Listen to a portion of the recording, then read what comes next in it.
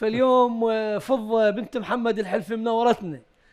هذه الجميلة الحسينية الأصيلة، وذهب بعد، وذهب أيضا. فضة وذهب جايبات هدايا، جايات يفصلن اللجنة لأن اليوم تأخرنا كذا ساعة من ورا محمد.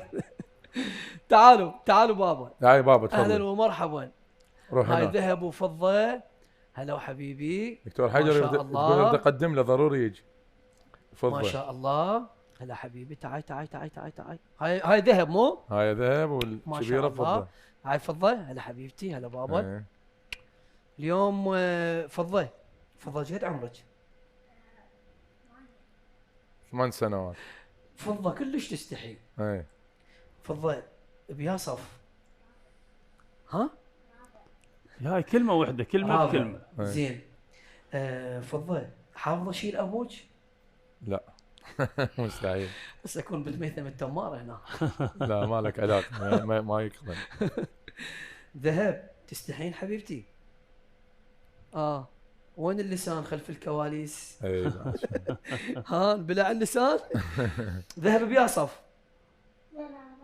بالروضة. ما شاء الله ما شاء الله حبيبتي. زين وين هداياكم؟ مو على اساس جايبين يلا اعطيهم. يلا ما شاء الله. يلا تعال منك من عمو السيد سعيد من جده. يلا هاي مناسبة القرقيعان طبعا. ها شكرا فضة. شكرا الله يحفظها ان شاء الله. شكرا ذهب. انطل عمو علي. الله شكرا يا حبيبتي. تعي ذهب اطيل الشيخ ميثم.